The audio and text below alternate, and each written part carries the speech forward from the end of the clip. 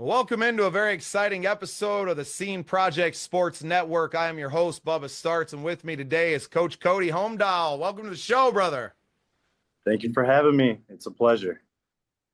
Well, we've been talking a lot, really, this past week or so, but for all of our listeners and our viewers out there that don't know you, why don't you tell us a little bit about yourself, and then a little bit about, we'll get into the team a little bit later. Yeah. Well, I'm just a 34-year-old dude, coaching football, from Minnesota, born and raised, and I'm just looking to make an impact in the state and bring arena football back to Minnesota.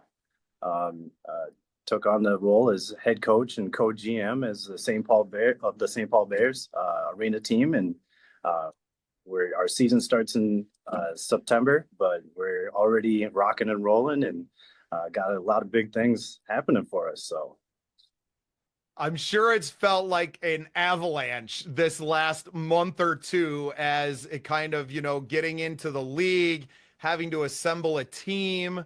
Let's take it through the process, right? So when do you find out that, when does the owner contact you and kind of peg you for this GM coach role? And we'll just kind of baby step it from there.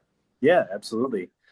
So before this, I was a defensive backs coach for the Minneapolis Warriors, semi-pro outdoor 11-man team. Shout out to Coach MJ. But during the back half of our season, actually during playoffs, I got a random message on my phone, asking if I was available to coach or looking for other coaching options after the season, and I was, intrigued, so I played along with it, and it slowly just built momentum. And before I knew it, I thought I was going to be an assistant coach or something like that. And then I get a message, and they're just like, it was the Bears, St. Paul Bears, Facebook, and it said, we would be interested in looking for you to be our head coach. And I got that, and I was like, all right, game on. Thought about it, weighed out my options. The Minneapolis Warriors are a dynasty type of team. High caliber players, high caliber coaches, and we actually lost in the championship game this past year in overtime on a 2-point conversion. So my options, when I was weighing it out, thinking about it, I'm like, do I stay with this team, knowing what I got, this close to a ring, this close to a natty berth, or do I, take on this endeavor and just grow? And ultimately, you're never going to grow inside your comfort zone. I try to live outside of my comfort zone daily, and this was a jump, and so I took it. And everything I do 100%. So I knew that there'd be some roller coaster rides, some ups and downs. I knew I was going to be tested, tempted, but God doesn't give us more than what we can handle. So I'm just trying to enjoy the moment, everything. And that's, I think, what attracted me to you. We were introduced by mutual friend and new head cheer coach, Kayla Kay. And she was just like, oh, you got to get Coach Cody on. And I didn't know anything about you or the St. Paul Bears at the time. But what's attracted me to not just the team, but to you specifically, is that there is a warrior spirit inside of each and every individual that is a part of this organization. Kayla's been a guest on the Scene Projects, and her episode came out recently. It's one of the first ones that I listened back to because I remember the conversation in that day being so powerful, because we both shared a background of, maybe some jail time and some addiction issues, but having things that pulled us out. For me and Kayla, I think music is a big part of that. But for a lot of young men and young women, sports is the way out of that. So I see so many similarities between, not just my own story, but a lot of, stories of triumph. And no, I don't think there's a better encapsulation of that than Arena League football. these indoor football leagues, these young men have dreams of playing at the highest level, and for whatever reason in their past have probably been passed over for opportunities at the high school level, at the college level, obviously at the pro level, but they just keep coming back. And I know you guys just went through a big tryout camp. You obviously have to bring in a whole new team. You're brand new, so you have to build this team from all these people that are out there trying to live their dream and living it every single day. Can you talk about the energy that brings and what that first tryout was like for not just yourself, but for these players as well? Yeah, no, definitely the energy was there. I'm a high energy type of person. I'm always right away in the morning, bringing it with the energy, all through all the day until I pass out. Um, but tryouts was amazing. The energy was on point. It literally felt like we already had chemistry. It felt like we were in the middle of the season. It was that good. And I know that the second one's going to be even better. Well, how big is the team for arena league like this, indoor football, UIFA, right? UIFA. Yep. Yeah, you're right. Yeah. So our roster, 30, it'll run 30 deep, and we'll travel with 21. So it's definitely different from the 50 man plus roster for NFL. And it's going to get tough, cutting that roster down. So, and just set it. So I'm excited. I haven't played football in a long time, Coach. A big fan, but something about the coach's son being a year ahead of me when I was in high school that just I was like, nah, I'm good. I think I'm good. We already know who's getting the ball. So does everybody else. Yep. I'm good. They had some success. I'm not going to hate on them, but I think that my love of football has definitely come more recently. I've always been a fan of the game. Cursorily, I grew up a Bears fan, so this is a very natural thing for me here. I Yeah. will tell all of our fans now that I have converted. I rock the purple with my wife now and have become a Vikings fan over the course. But what sold me on this Vikings team really was the coach. Coach Kevin O'Connell. I think he's just a man that I would aspire to be, and I think that was the start for me. And seeing you and how you've approached this challenge, and from being a defensive backs coach to stepping into not an assistant role and not just a head coaching role, but you are the general manager of this team. You are building this team for your first time ever. It's a lot to take on. And I think you alluded to it earlier, God doesn't give us more than we can handle. How much has your faith kind of tied into your whole story to get where you are? And we won't get into your personal story too much today. We got to save something for the documentary, but just share what your faith means to not just your personal story, but what it means when you bring it to the football field as well. Oh, well, first of all, faith is everything.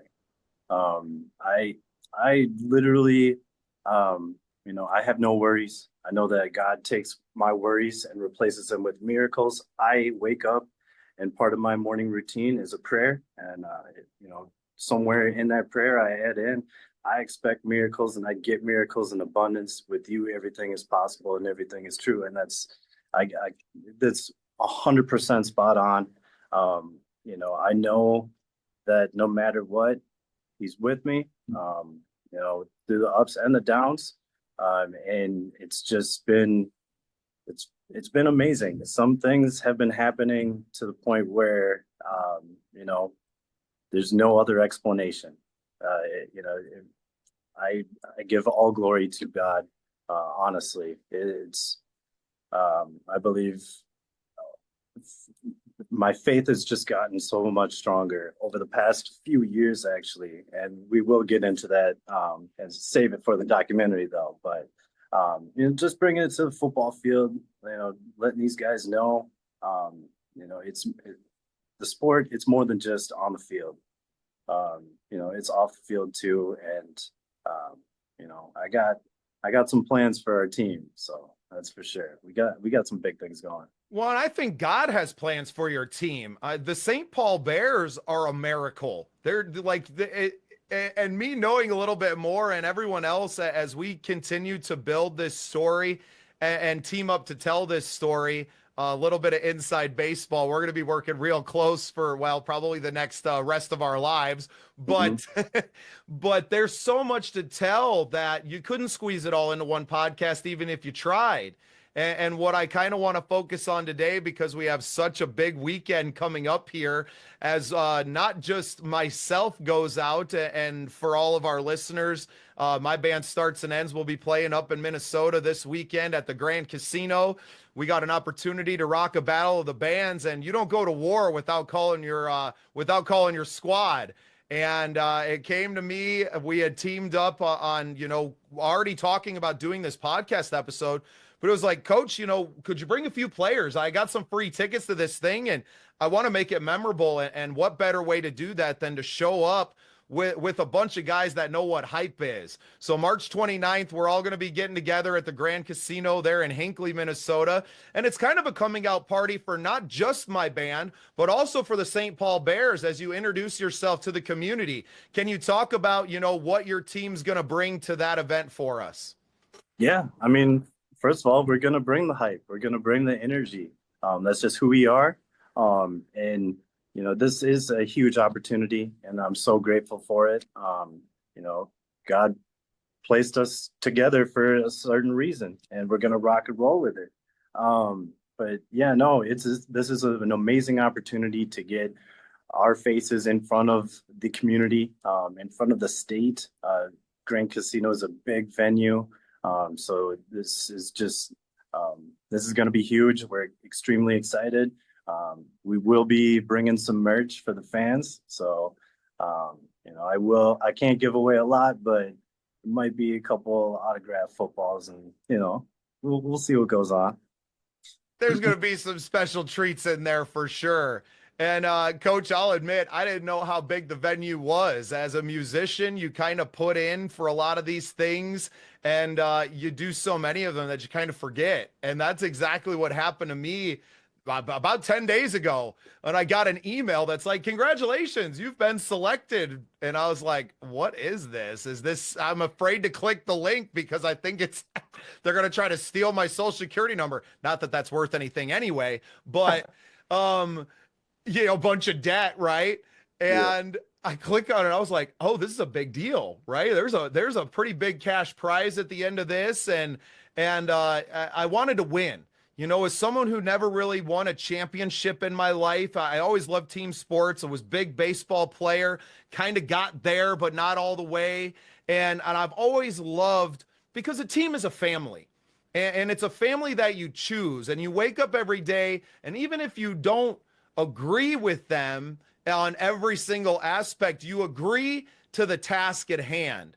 And that's why I speak about football being so reflective of life, right? We can't always choose who is on our team or at our job, but we are uniting around one purpose. And that purpose for a football team is bringing home a championship. And for us this weekend, it is the same. We are going there to win. And that's why, when they gave me free tickets, they were like, oh, we'll give them to a few fans. And I was like, well, I'm 6 hours away in South Dakota. So anybody who's a fan of my band is probably not going to show up anyway. So I'm going to do you one better. And I'm going to call these guys that are ready to make a big noise in the state of Minnesota, in this UIFA football league, and to be something, greater than the sum of our parts, and to be a championship caliber football team. And I'm so happy to be a part of it. I know you got another round of tryouts coming up here, Coach. Can we get some dates for that? And shout out to all the young football players that are hungry for an opportunity to play more ball. Yeah, no. I'm actually I just got a notification on my phone. We are going to be shooting for April 6th. It's a Sunday. Time still to be determined, but we'll probably figure that out as soon as I get off this podcast. So Incredible. So Got you some young live. football players, April 6th. Do you know the venue? Yeah, it will actually be at our new team facility, Toka Soccer Center in Burnsville. We're extremely excited. I wanted our second tryout to be there just so players could come in, see the facility, look at all the amenities that we have to offer, and trying to kind of get that feel for what the season's going to bring. Yeah, what better way to give the players that little extra incentive? Not that anybody needs it, but to walk into the building and go, this is where I could be spending a lot of time. Bring that extra juice, man, that extra 5-10% that maybe you didn't know you had. And that's to say that everybody's given 100% when you're coming out to these things, but who's got that extra heart? Who's got that little bit of extra to give? And then that's who you're building this team around. And I know you're going to have a hard job when it comes down to having to make cuts and to building the 30-man roster. But I think you're the man for the job, and they couldn't have picked anyone better, Coach. I appreciate that. And yeah, that's I purposely made the first tryouts 8 a.m. Just to see who's hungry, who really wants it, who's going to get up. Are you going to stay up on Saturday night, go out partying, or are you going to stay in knowing you got something important in front of you? So that was the first test. Well, you're testing me now because I was supposed to come home April 5th from Minnesota, but I might have to stay one extra day, catch some tryouts, and then I can drive home on Sunday. Most definitely. I gotta be there, man. This is my team. Got to make it happen. So. Well, Coach, there's something I grew up saying that I want to bring to this squad too, and that's bear down. Hey, let's go. I like Thanks that. for being on the show, Coach. Thanks for having me. I can't wait for this weekend. Everybody come on out. Let's do it.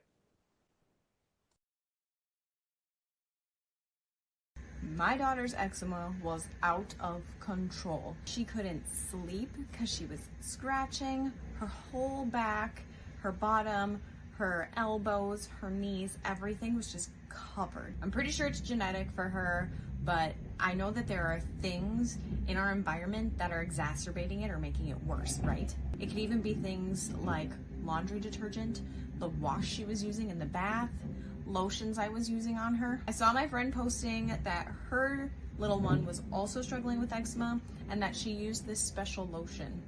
Right here, the best stuff that we have tried so far. We did try other lotions and creams that worked, but they broke the bank. We literally could not afford to buy them on a regular basis to keep up with how much she was having eczema breakouts. But this stuff was great, super affordable, safe for her super sensitive skin. She's only 2, and I have no hesitations of putting this on her, and it's been the best thing that has worked so far.